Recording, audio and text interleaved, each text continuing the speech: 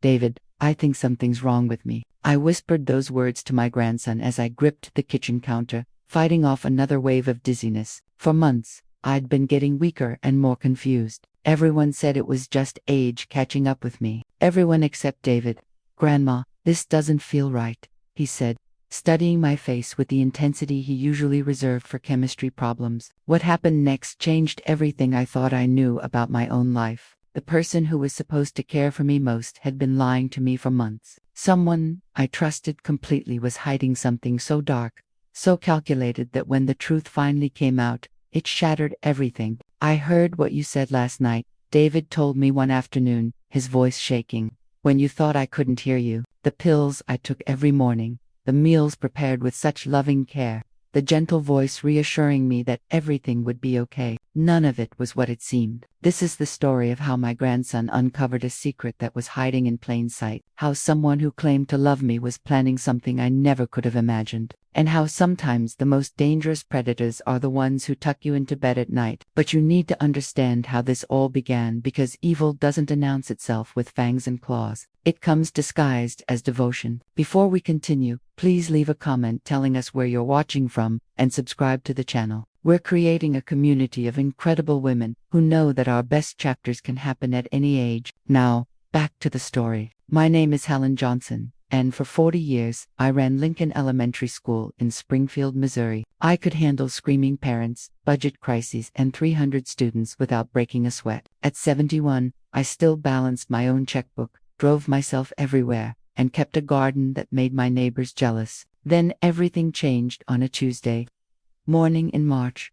I was reading the newspaper with my coffee when the words started swimming on the page. My left arm felt heavy, like it was filled with sand. When I tried to stand up, my legs wouldn't cooperate. Carol found me 20 minutes later, slumped in my kitchen chair, confused but conscious. Mom, can you hear me? What day is it? I knew it was Tuesday, but the word wouldn't come out right. Carol called 911, and the paramedics arrived within minutes. The hospital kept me for 3 days running tests and monitoring my condition. You've had what we call a transient ischemic attack. Dr. Martinez explained that I had a very mild stroke. The good news is there's no permanent damage, and my cognitive function is completely normal. But Carol wasn't convinced I should live alone anymore. Mom, what if this happens again, and nobody's around? She said during the drive home from the hospital. I worry about you constantly.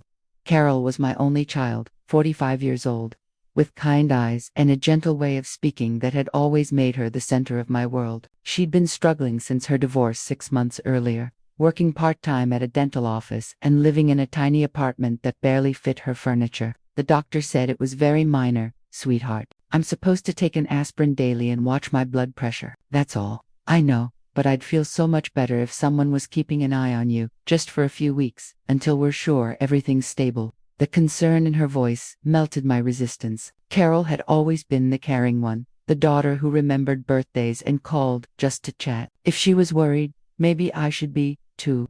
All right, but just temporarily. I don't want to cramp your style. Carol moved in that weekend with 2 suitcases and a grateful smile. She set up in my spare bedroom and immediately began what she called organizing for safety. My pill bottles, which I'd managed perfectly fine for years, suddenly became a source of concern. Mom, these labels are so small and you have so many different medications. What if you accidentally take the wrong dose? She bought a plastic pill organizer with 7 compartments for each day, carefully sorting my medications into morning, afternoon, and evening sections. Each compartment was labeled in her neat handwriting. See, now you'll never have to wonder if you've taken your pills or not. Within a week, Carol had taken control of my morning routine.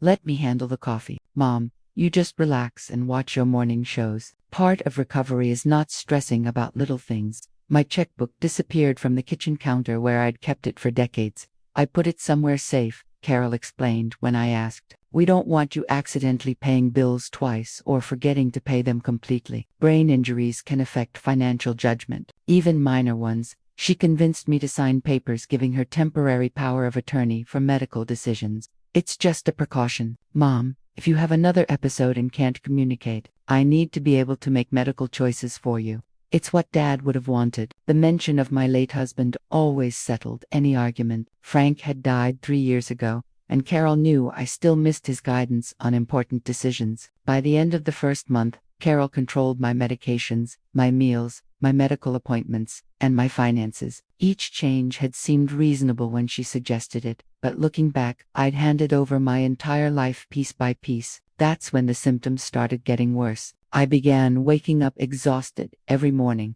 No matter how much sleep I got, my hands developed a tremor that made writing nearly impossible. Simple tasks like folding laundry became overwhelming challenges that left me breathless and confused. "These are normal after effects of your stroke, Mom," Carol would say whenever I complained about feeling worse instead of better. "Recovery isn't linear. You have good days and bad days." But the bad days were becoming more frequent. My appetite vanished almost completely. Food tasted metallic and strange, and eating required tremendous effort that left me nauseous. Carol blamed my new blood pressure medication. "Loss of appetite is listed right there on the warning label, but you have to eat to maintain your strength. Let me make you something gentle on your stomach." She'd prepare bland soups and soft foods, always adding what she called healing spices that made everything taste bitter and medicinal. I'd manage a few spoonfuls before the nausea became unbearable. The worst part was my mind. I'd been sharp my entire life, quick with numbers and details. Suddenly, I couldn't remember conversations from the same morning. I'd walk into rooms and forget why I was there. Words I'd used confidently for decades would disappear mid. "Mom, you asked me the same question 3 times in the last hour," Carol would say gently, "and you tried to pay the electric bill twice this week. I think we need to discuss increasing your medication with Dr. Martinez." I wanted to argue, but the evidence was right there in my own handwriting. Multiple checks to the same company, notes I didn't remember making, appointments I'd apparently forgotten. By the 3rd month, I rarely left my bedroom, except for meals. The walk to the kitchen left me dizzy and weak. Carol now brought me pills 4 times a day, explaining that my doctor had adjusted the dosages to help with my increasing confusion. "The most important thing is that you're safe and comfortable," she'd say, adjusting my pillows and dimming the lights. "Just focus on resting and let me handle everything else." I stopped questioning because my questions sounded foolish, even to me. I stopped trying to manage my own affairs because I clearly wasn't capable anymore. I stopped fighting because fighting required energy I simply didn't have. Everything Carol said made perfect sense. I was an elderly woman recovering from a stroke, and recovery was harder than I'd expected. The medication was helping, even if it made me tired. The rest was necessary, even if it felt like giving up. What I didn't know was that Carol had been slowly poisoning me for months. What I didn't realize was that every concerned look, every gentle suggestion, every loving gesture was part of a calculated plan to steal everything I'd worked for. I was dying, and I thought it was just old age. David had always been my only grandson and the light of my life. At 22, he was tall and lanky, like his grandfather, Frank, with the same curious mind that asked too many questions for most people's comfort. He was finishing his chemistry degree at Missouri State University, and his visits were the brightest spots in my increasingly dim world. Carol never seemed thrilled when David came by. "Mom needs her rest," she'd tell him at the door. "The doctor says too much stimulation can set back her recovery." But David had been visiting me every Sunday since he was 8 years old, and he wasn't about to stop now. He'd push past Carol's objections with the polite stubbornness I'd always admired in him. "I'll just sit quietly with Grandma Helen for a few minutes. I won't tire her out." On a Sunday in late August, David arrived to find me barely able to keep my eyes open. I was propped up in my recliner, struggling to focus on the television, while Carol bustled around the kitchen preparing my afternoon medications. "Grandma, you look terrible," David said, settling into the chair beside me. "Are you feeling worse?" "Just tired, sweetheart. The medication makes me sleepy." David studied my face with the intensity he usually reserved for chemistry problems. "What kind of medication?" "For the stroke. Blood pressure pills, mostly. Carol manages all that now." I gestured vaguely toward the kitchen, where Carol was organizing my pill dispenser. "Can I see them?" Carol appeared in the doorway before I could answer. "David, your grandmother doesn't need to worry about complicated medical details. That's why I'm here. I'm just curious about what the doctor prescribed. I've been studying pharmacology this semester. The prescriptions are between your grandmother and her doctor," Carol said firmly. "Now she really does need to rest. Perhaps you could visit another time when she's feeling stronger." Something in Carol's tone must have triggered David's suspicion because instead of leaving, he sat back down and started asking more questions. "Grandma, When's the last time you saw Dr. Martinez? I tried to remember, but the weeks had blurred together. Carol handles the appointments now. Last month, maybe. What did he say about your recovery? I'm not sure. Carol was there. She can tell you. David looked at his mother with an expression I'd never seen before. Not defiance exactly, but something close to it. Mom, maybe Grandma should hear directly from her doctor about her condition. Shouldn't she be involved in her own medical care? David, your grandmother had a stroke. Sometimes patients become anxious when they hear too many medical details. It's better for her peace of mind if I handle the communication with her doctors. But she seems more confused than she did right after the stroke. Shouldn't she be getting better by now? Carol's jaw tightened almost imperceptibly. Recovery is different for everyone. Some people have setbacks before they improve. David spent the rest of his visit watching Carol prepare my medications, asking casual questions about dosages and timing. Carol answered with increasing irritation, finally suggesting that David's medical school questions were inappropriate for a family visit. After David left, Carol brought me my evening pills with a forced smile. I'm sorry David upset you with all those questions. Mom, he means well, but sometimes college students think they know more than they actually do. I swallowed the pills obediently, but something nagged at me. David's questions hadn't upset me. If anything, his visit had been the first time in weeks that someone had talked to me like I still had a functioning brain. The next Sunday, David arrived with a small notebook and what he claimed was a school project about medication interactions in elderly patients. I have to interview someone over 65 about their prescriptions, he told Carol. It's for my pharmacology class. Would it be okay if I asked Grandma some questions? Carol looked suspicious, but she couldn't really object to a school assignment. I suppose that would be fine, as long as you don't tire her out.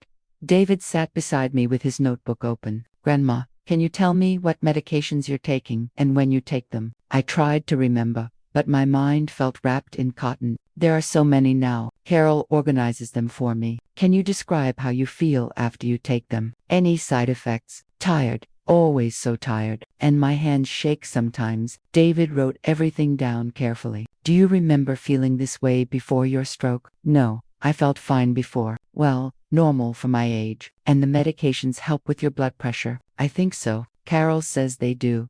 Carol hovered in the doorway during our entire conversation, occasionally correcting details or adding information I'd supposedly forgotten. But David kept asking questions, writing down my answers with the methodical precision of someone building a case. The following Tuesday, David called while Carol was at the grocery store. Grandma, I've been thinking about our conversation. Some of the medications you described don't sound right for stroke recovery. What do you mean? Well, you mentioned feeling extremely tired and having tremors. Those aren't typical side effects of standard blood pressure medication. And you said you're taking pills 4 times a day, which seems like a lot. I struggled to focus on what he was saying. Carol says, the doctor adjusted everything after my stroke. When's the last time you actually spoke to Dr. Martinez yourself? The question hit me like cold water. I couldn't remember. Carol had been handling all my medical appointments, speaking to the doctors while I sat in waiting rooms, feeling too confused to follow the conversations. I'm not sure. Grandma, would it be okay if I called Dr. Martinez's office just to ask about your medication schedule? Fear shot through me, though I couldn't identify why. Carol wouldn't like that. She says, too many people asking questions confuses the medical staff. But you're the patient. You have the right to know about your own treatment. After David hung up, I sat in my chair staring at the pill organizer on the side table. 7 compartments for each day, each one filled with pills that were supposed to be helping me recover. So why did I feel worse every week instead of better? For the first time in months, I tried to think like the school principal I'd been for 4 decades. What would I do if a teacher brought me concerns about a student's welfare? I'd investigate. I'd ask questions. I'd get to the bottom of the situation. But when I tried to stand up to look at my pill bottles, the room spun around me. My legs felt like they were made of water, and I collapsed back into the chair, gasping. By the time Carol returned from the store, I'd convinced myself that David was worrying over nothing. I was an elderly woman recovering from a stroke. Feeling confused and weak was probably normal. But David wasn't finished asking questions, and the more he investigated, the more dangerous things became for both of us. The breakthrough came 3 weeks later when David arrived for his usual Sunday visit, carrying a small plastic bag. I brought you some of those peppermints you used to keep in your desk at school, he said. settling into his chair beside me. Remember how you'd give them to kids who were having a rough day? I smiled at the memory, though it felt distant and fuzzy. You always managed to earn quite a few of those mints yourself. David unwrapped one and handed it to me, then took one for himself. We sat sucking on the candy while Carol prepared lunch in the kitchen. The familiar taste brought back clearer memories than I'd experienced in months. Grandma, I've been doing some research about stroke recovery, David said quietly. Most people start feeling better after 3 months, not worse. Carol says everyone's different. Maybe, but I'd like to understand your medication better. Would you mind if I looked at the actual pill bottles sometime? Before I could answer, Carol appeared with my lunch tray. Bland chicken soup again with that bitter aftertaste I'd grown to expect from all my meals. What are you two whispering about? She asked with forced cheerfulness. David was telling me about his chemistry classes, I said, which wasn't entirely a lie. After David left, I found myself thinking about those peppermints more clearly than I'd thought about anything in weeks. Why did 20 minutes with my grandson leave me feeling more alert than entire days with Carol? The next Tuesday, David called during Carol's grocery trip. Grandma, I need to ask you something important. Do you trust me? Of course I do, sweetheart. The next time Mom gives you pills, I want you to accidentally drop a couple. Just fumble them when she hands them to you, and I'll help you pick them up during my next visit. Can you do that? Why? I think something's wrong with your medication. I've been researching your symptoms and they don't match normal stroke recovery. I want to have some of your pills tested. David, what are you suggesting? I'm not sure yet, but please just save me a few pills so I can find out what you're really taking. Over the next week, I managed to accidentally drop several pills during my medication times. Carol always helped me pick them up, but I made sure to fumble a few under my nightstand where she couldn't see them. By Sunday, I had collected 5 different pills hidden in an old jewelry box Frank had given me years ago. When David arrived for his visit, I slipped him the pills during one of Carol's trips to the kitchen. I'll have these analyzed at the chemistry lab, he whispered. It might take a few days. The following Thursday, David called while Carol was at work. Grandma, you need to sit down. The pills Mom's been giving you contain 3 different sedatives, plus a muscle relaxant that's not even prescribed for stroke patients. My hands started trembling, not from medication this time, but from pure rage. What exactly was she giving me? Lorazepam, which is for severe anxiety, trizodone, which is primarily a sleep medication, and something called cyclobenzaprine, which is a muscle relaxant that can cause confusion and memory problems. All of them together in the doses you were getting could have killed you. Are any of them what Dr. Martinez actually prescribed? That's what we need to find out. But first, I want to try something. I'm going to make some harmless pills that look exactly like the ones Mom's been giving you. Just basic starch capsules that won't hurt you. What do you mean? I asked. I can access the lab equipment to create fake pills that look identical to the real ones. Then, I'll switch them out in Mom's supply when she's not around. You'll start feeling better, but she won't know why. The plan terrified and thrilled me at the same time. When, this weekend, Mom mentioned she has a dental conference Saturday afternoon. I'll come over and make the switch while she's gone. Saturday arrived with agonizing slowness. Carol left for her conference at noon, reminding me to take my afternoon pills on time. 20 minutes later, David arrived with a small backpack. I've already made the fake pills, he said, showing me capsules that looked identical to my regular medication. Now, I just need to find where Mom keeps her supply. We searched Carol's bedroom and found a plastic storage container in her closet filled with pill bottles I'd never seen before. None of them had my name on the labels, and several were marked with names I didn't recognize. These aren't even prescription bottles, David said grimly. She's been getting these drugs from somewhere else entirely. David carefully replaced the pills in my weekly organizer with his harmless substitutes, then refilled several of the bottles in Carol's secret stash. The switch took less than 10 minutes, but it felt like hours. Now we wait, David said. In a few days, you should start feeling better, and Mom won't understand why her plan isn't working anymore. By Monday, something extraordinary was happening. For the first time in months, I woke up feeling actually rested instead of drugged. My mind felt clearer, like fog was slowly lifting from my thoughts. When Carol brought my morning pills, I took them obediently, not telling her they were now harmless starch capsules. She seemed pleased by my improved appetite at breakfast, not realizing that food tasted normal for the first time in weeks because I wasn't being poisoned anymore. Over the following week, I felt stronger and more alert each day. My hands stopped shaking. My appetite returned. Most importantly, my mind began working clearly again. But Carol started noticing my improvement by Wednesday. "You seem more energetic today, Mom," she said, watching me walk to the kitchen without stumbling. "Maybe we need to adjust your medication again." I had to be careful. Too much improvement too quickly would make her suspicious. So, I pretended to have occasional confused moments and complained about still feeling tired, just not as severely as before. By Friday, Carol was definitely concerned. I overheard her on the phone with someone speaking in hushed tones. "She's not responding the way she should be. The medication doesn't seem to be working as well." The following Sunday, David arrived with new determination. "How are you feeling, Grandma?" "Better than I have in months. Your plan worked." "Good, but Mom's getting suspicious, isn't she?" "I heard her on the phone yesterday when I walked by." "What did she say?" "Something about medication not working properly. We need to move fast now. She's going to figure out something's wrong." David's expression grew serious. "I think we need to gather evidence while we still can. Has Mom left her laptop open recently?" "She usually uses it in the kitchen after dinner." "What?" "Because I think we'll find proof of what she's been doing. And maybe we can figure out where she's been getting those drugs." That evening, Carol received a phone call during dinner. She stepped into the hallway to take it, speaking quietly, but with obvious agitation. "I need more of the same medication," I heard her say. "The current batch isn't working like it used to." "Yes, the same sedatives as before." "No, she can't see a real doctor. That would ruin everything."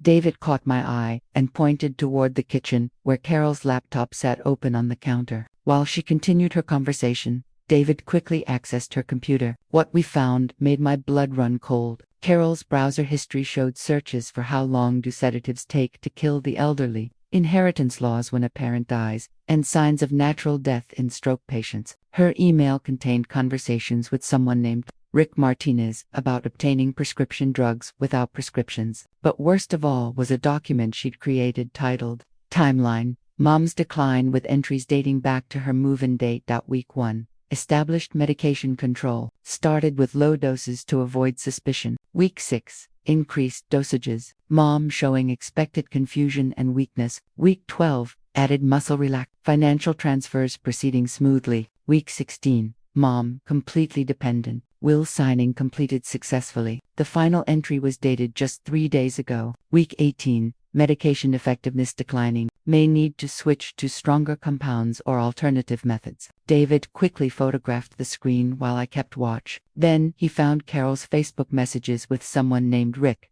The messages revealed everything. Carol had been communicating with Rick through Facebook Messenger for months. Rick worked at a pharmacy and had been supplying Carol with unprescribed sedatives. Their relationship was clearly more than professional, with romantic messages mixed in with discussions about drug dosages and my treatment schedule. Just as David finished photographing the evidence, Carol's voice grew louder in the hallway. "Fine, I'll come by tomorrow after work to pick up the new prescription. But this has to work better than the last batch." We heard her footsteps approaching the kitchen. David quickly closed the laptop and pretended to be helping me with my evening tea. "Everything okay, Mom?" David asked as Carol returned. "Just scheduling a doctor's appointment." Carol lied smoothly. "Your grandmother needs some medication adjustments." The next evening, David called while Carol was supposedly at work. "I followed her after she left the dental office," he said quietly. "She went to Westside Pharmacy and met with a man who gave her a paper bag. I got photos of the whole transaction." "What do we do now?" "We call the police. We have her computer evidence, the text messages, photos of the drug transaction, and the original pill analysis. It's enough to prove attempted murder and financial fraud." "David, what if they don't believe us? What if she convinces them I'm just a confused old woman making false accusations?" "Grandma, the evidence speaks for itself. And I have one more idea. When the police question her, she probably tried to contact Rick to warn him. If they're monitoring her communications, they'll catch her trying to destroy evidence." Tuesday morning, police officers arrived at my house with a warrant for Carol's arrest. I watched from my bedroom window as they handcuffed my daughter in the driveway. David had been right. When Carol was allowed her phone call at the police station,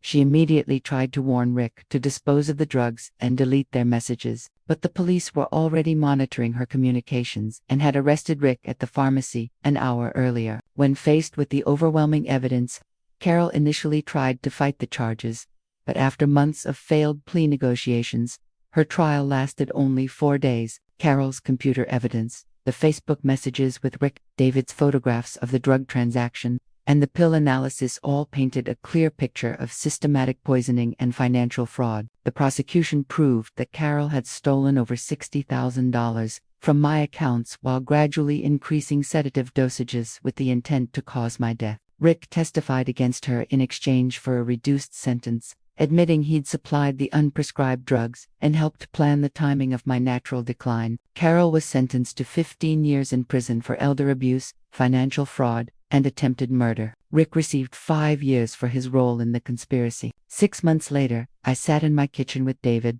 both of us grateful for the quiet normalcy of honest conversation. I'd recovered all but $10,000 of the stolen money and regained complete control of my health and finances. "Do you ever regret turning her in?" I asked David one evening. "Never," he said without hesitation. "She made her choice when she decided to poison you for money. I just made sure there were consequences." At 72, I'm driving myself to appointments again, managing my own medications, and making my own decisions about my life and money. I volunteer at Lincoln Elementary twice a week, helping current administrators who remind me why I loved working with people who valued honesty and hard work. Sometimes people ask if I'm bitter about what Carol did to me. The truth is, I feel more sad than angry. She had everything she needed: a mother who loved her, a son who respected her, and the promise of inheritance when I died naturally. Instead, she chose greed over love and lost everything that actually mattered. But David showed me that real family isn't about blood relations. It's about people who protect you when you're vulnerable,